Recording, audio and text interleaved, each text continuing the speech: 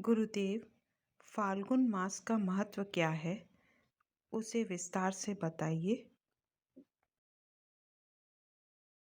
पंचांग के अनुसार ये आखिरी महीना है। फाल्गुन मास का जो पूर्णिमा है, ये आखिरी पूर्णिमा। पद्धति ये रहा, घर की जो पुरानी जो भी चीज़ें हैं जो रखी हुई हैं, उन सब को इकट्ठा करके जलाओ। और शीत मौसम समाप्त होने जा रहा है। अभी गर्मी शुरू होगी। गर्मी शुरू होने से पहले सबको इकट्ठा करके उसको होली जलाते हैं।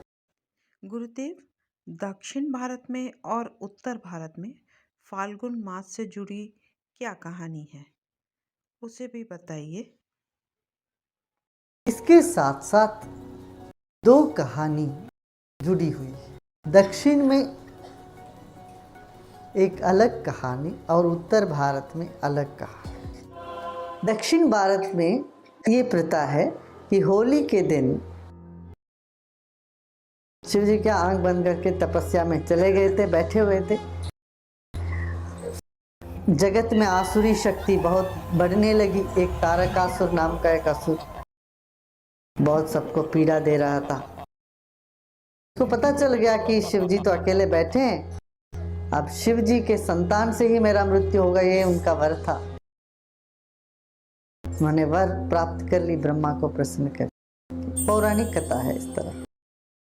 मनमथ ने, कामदेव ने शिव जी की तपस्या भंग किया, तो भंग करते उनका आंख खुली, तो तीसरा नेत्र खोल के उन्होंने काम को दहन कर।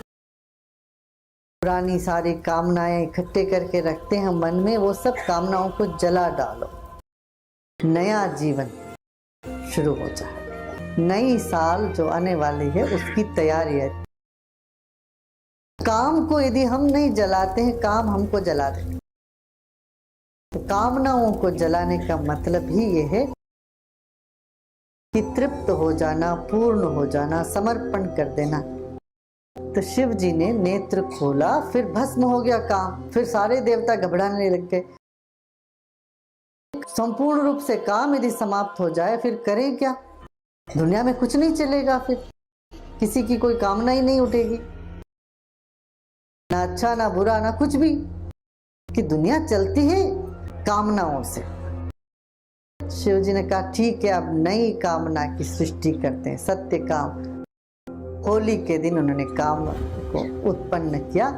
तब रंग से सब लोग खेले और जो नीरस जीवन में फिर कामना का, नई कामनाओं की उदय हुआ, रसमय जीवन हो गया। और शिव जी और शक्ति के साथ मिलकर स्कंद या कार्तिकेय को जन्म दिए थे। कार्तिकेय ने तारकासुर को वध किया। तो ये एक कहानी प्रचलित है। शिव शांत है और शक्ति ही है। तो शांति और शक्ति का मिलन कार्तिकेय, योद्धा, प्रज्ञावान, अग्निपुत्र, कृत्तिका नक्षत्र के दिन उदय हुआ।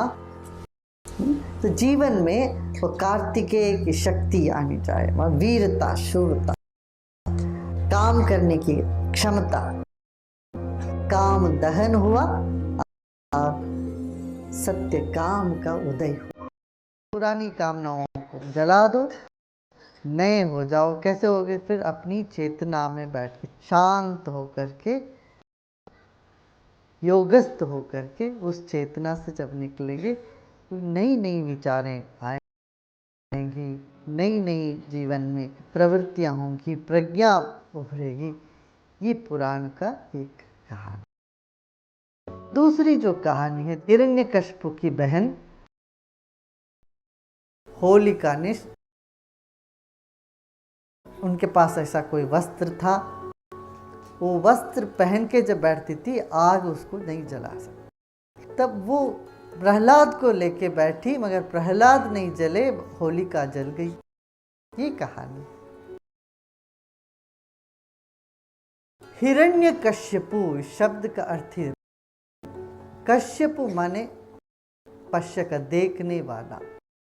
हिरण्यकशिपु जो हमेशा सोना देखता है, जिसके दृष्टि में पैसे ही पैसा है, संपत्ति देखने वाला,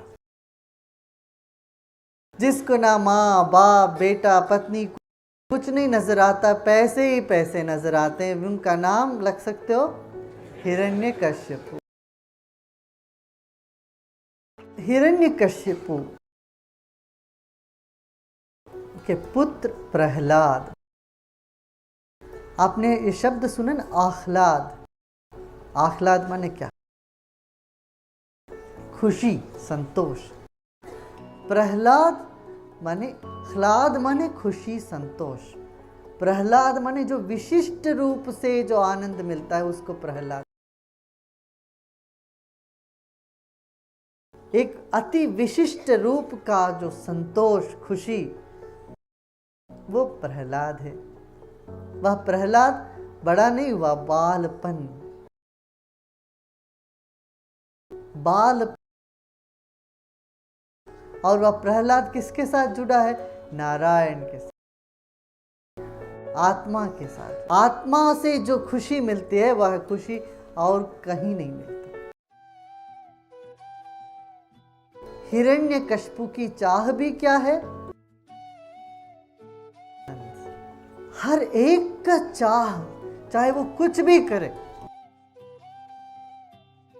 एक ही है, प्रहलाद। ऐसा विशिष्ट आनंद की तलाश में लोग शराब पीते हैं, खेलते हैं, पैसे इकट्ठे करते हैं, बाकी जो भी जो हित अहित सब काम कर बैठते हैं। किसके लिए? किसकी चाह है? प्रहलाद की चाह। ऐसा आनंद मिले हमें, विशिष्ट रूप का आनंद जो कभी खत्म ही नहीं हो, वो प्रहलाद। तो ऐसी आनंद की तलाश तो नहीं है पुण्य। तो हिरण्यकशिपु यद्यपि वैसा आनंद की तलाश में निकला, उसके खुद के पुत्र होते हुए भी उसको पहचान नहीं पाया। ऐसा आनंद कहाँ से मिलता ये उनको नहीं समझ में आता। तब वो बोलता, कहाँ बताओ, ढूंढो, इधर है उधर है। जो लोभी व्यक्ति दूसरों को कम सताता है, खुद को ज्यादा सताता है। औरों को सताने की बात तो अलग है, हम समझते हैं लोभी या क्रोधी व्यक्ति औरों को सताता, नहीं, वो खुद परेशान रहता है 24 घंटे। तो किसी का सिर फोड़ने के लिए सोचने वाला आदमी फोड़ता तो एक बार है, मगर उसके बारे में सोचता है, बहुत परेशान रहता है 24 घंटे। कुकृत्य करने के लिए कम समय चाहिए, मगर उसके बारे में सोचना, पूरा योजना तैयार करना बहुत समय चाहिए। वो बहुत समय में परेशान रहता है। इसीलिए देखो उनके चेहरे देखो, उसमें कोई आनंद मस्ती शांति नहीं होती, कभी नहीं हो सकती, असंभव है। तो वो खुद को सताए, खुद के बेटे को सताए, एक ही बात। हिरण्यकशिपु इस तरह परेशान रहा, अपने ही बेटे को हर तरह से परेशान किया उन्होंने। तरह तरह की परेशानी उसके सामने मौजूद हुआ, मगर प्रहलाद को कुछ नहीं हुआ।